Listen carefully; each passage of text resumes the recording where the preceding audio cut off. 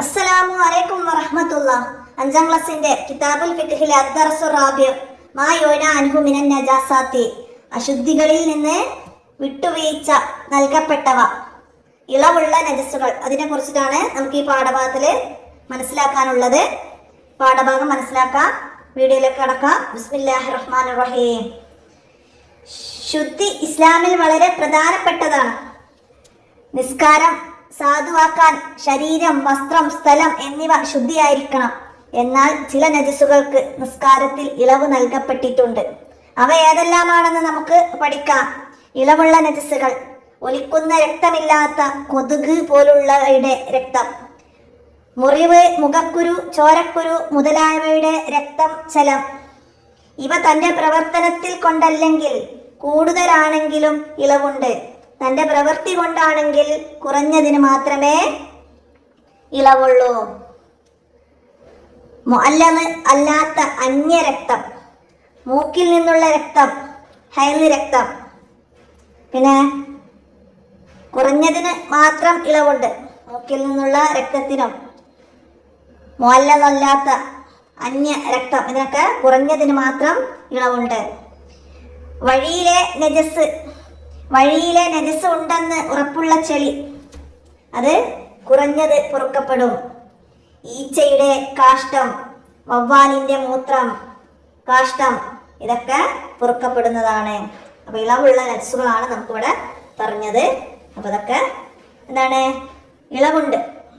ഒലിക്കുന്ന രക്തമില്ലാത്ത കൊതുക് പോലുള്ളവയുടെ രക്തം, മുഖക്കുരു, ചോരക്കുരു, ഇതിൽ നിന്നൊക്കെ പുറപ്പെടുന്ന രക്തവും ചലവും ഇതൊക്കെ ഇളവുള്ള രക്തമാണ്. അത് തന്റെ പ്രവർത്തനം കൊണ്ട് പൊട്ടിയതാണെങ്കിൽ അവിടെ ഇളവില്ല. മനസ്സിലായില്ല? തന്റെ പ്രവർത്തനം കൂടാതെ പൊട്ടിയ രക്തവും ചലവും ഒക്കെ ആണെങ്കിലാണ് അവിടെ ഇളവുള്ളത്. ഇനി മുഅല്ലമല്ലാത്ത അന്യരക്തം, മുഅല്ലമ് ഗൗരവമേറിയ നജസ്, നായ, പന്നി ഇവിടെയുടെ അല്ലാത്ത നജസ്, അത് കുറഞ്ഞതിന് മാത്രം ഇളവുണ്ട്. നായ, പന്നി ഇവയുടേതല്ലാത്ത രക്തം, മൂക്കിൽ നിന്നുള്ള രക്തം, ഹൈള് രക്തം, ഇതിനൊക്കെ കുറഞ്ഞതിന്. നിസ്കാരത്തിൽ ഇളവുള്ള നജസ്സുകളാണ് നമ്മൾ പറയുന്നത്. ഇതൊക്കെ കുറഞ്ഞതിന് നിസ്കാരത്തിൽ ഇളവുണ്ട്. വഴിയിൽ നജസുണ്ടെന്ന് ഉറപ്പുള്ള ചെളി, വഴിയിൽ നജസുണ്ട് എന്ന് ഉറപ്പുള്ള ചെളി ഉണ്ടാവും, അത് കുറഞ്ഞത് പൊറുക്കപ്പെടും. മനസ്സിലായല്ലേ? പിന്നെ ഈച്ചയുടെ കാഷ്ടം, വവ്വാലിന്റെ മൂത്രം, കാഷ്ടം, ഇതൊക്കെ ഇളവുള്ള നജസ്സുകളാണ്. കുറവും കൂടുതലും തീരുമാനിക്കുന്നത് പതിവനുസരിച്ചാണ്. കുറവും കൂടുതലും തീരുമാനിക്കുന്നത് പതിവനുസരിച്ചാണ്. അതായത് ഒരു ദിവസം കൂടുതലാണെങ്കിൽ അടുത്ത ദിവസം കുറവ് വന്നാൽ നമുക്കറിയാം അല്ലേ? വരുന്ന പതിവനുസരിച്ചാണ് അത് കൂടുതലും കുറവും മനസ്സിലാക്കുന്നത്. പിന്നെ ഒരു വസ്തുവിൽ നജസ് ഉണ്ടെന്ന് ഉറപ്പില്ലെങ്കിൽ അത് ശുദ്ധിയുള്ളതായി പരിഗണിക്കണം. നജസ് ഇല്ല എന്ന് നമുക്ക് ഉറപ്പുണ്ടെങ്കിൽ അത് ശുദ്ധിയുള്ളതായിട്ട് നമ്മൾ പരിഗണിക്കണം. നിസ്കരിക്കാൻ പോകുന്നവന്റെ ശരീരത്തിലോ വസ്ത്രത്തിലോ ഇളവില്ലാത്ത നജസ് ഒരാൾ കണ്ടാൽ അവനെ ഉണർത്തൽ നിർബന്ധമാണ്. അതായത് ഒരാളുടെ വസ്ത്രത്തിൽ നമ്മൾ നജസ് കണ്ട് അയാൾ നിസ്കരിക്കാൻ പോവുകയാണ്. അപ്പൊ നമ്മൾ അയാളോട് പറഞ്ഞു കൊടുക്കണം, ഇതാ ഇതില് നജസ് ഉണ്ട്, നിങ്ങൾ അത് വൃത്തിയാക്കണം, എന്നിട്ട് നമുക്ക് നിസ്കരിക്കാമെന്ന് പറഞ്ഞ് ഉണർത്തണം. പിന്നെന്താണ്? ഇബാദത്തിലെ നിർബന്ധമായ ഒരു കാര്യത്തിൽ ഒരാൾക്ക് വീഴ്ച വന്നതായി കണ്ടാലും അറിയിച്ചു കൊടുക്കൽ നിർബന്ധമാണ്.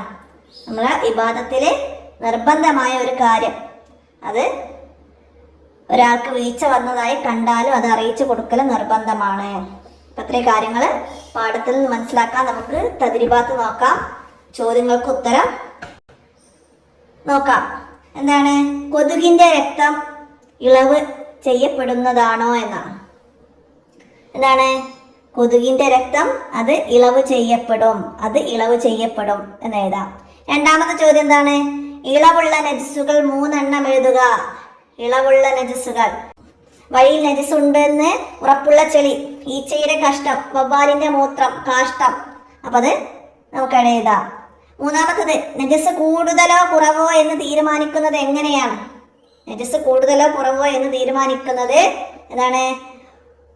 നജസ് കൂടുതലും കുറവും തീരുമാനിക്കുന്നത് പതിവനുസരിച്ചാണ്. നജസ് കൂടുതലും കുറവും ഒക്കെ തീരുമാനിക്കുന്നത് പതിവനുസരിച്ചാണ്. അടുത്തത് എന്താണ്? ഇബാദത്തിൽ നിർബന്ധമായ ഒരു കാര്യത്തിൽ ഒരാൾ വീഴ്ച വരുത്തുന്നത് കണ്ടവൻ എന്ത് ചെയ്യണം? അവനെ അറിയിച്ച് കൊടുക്കൽ നിർബന്ധമാണ്. വീഴ്ച വന്നവനെ അറിയിച്ചു കൊടുക്കൽ നിർബന്ധമാണ്. അപ്പോൾ അവനെ അറിയിച്ചു കൊടുക്കൽ നിർബന്ധമാണ് എന്ന് എഴുതാം. ഇനി നമുക്കവിടെ വർക്ക് വന്നത് നിസ്കരിക്കാൻ ഒരുങ്ങുന്ന ഒരാളുടെ വസ്ത്രത്തിൽ നജസ് കണ്ടാൽ നിങ്ങൾ എന്ത് ചെയ്യും എന്നതാണ്. അത് നമ്മൾ മുകളിൽ പറഞ്ഞതുപോലെ നജസ് കണ്ടാൽ അത് നമ്മൾ അയാളെ ഉണർത്തും. അതാണ് നമ്മൾ ചെയ്യേണ്ടത്. അപ്പോൾ അത് മനസ്സിലാക്കാം. ഇത്രയാണ് ഈ പാഠഭാഗത്തിൽ നമുക്ക് വന്നത്. അപ്പോൾ നിസ്കാരത്തിൽ ഇളവുള്ള നജസ്സുകൾ അതിനെക്കുറിച്ചിട്ടാണ് നമ്മളിതിൽ മനസ്സിലാക്കിയത്. എല്ലാവരും മനസ്സിലാക്കി ഉപകാരപ്പെടുത്തുക. വീഡിയോ കൂട്ടുകാർക്കൊക്കെ ഷെയർ ചെയ്ത് കൊടുക്കുക. നമുക്ക് അടുത്ത പാഠവുമായി അടുത്ത വീഡിയോയിൽ കാണാം. അസ്സലാമു അലൈക്കും വറഹ്മത്തുള്ളാഹി.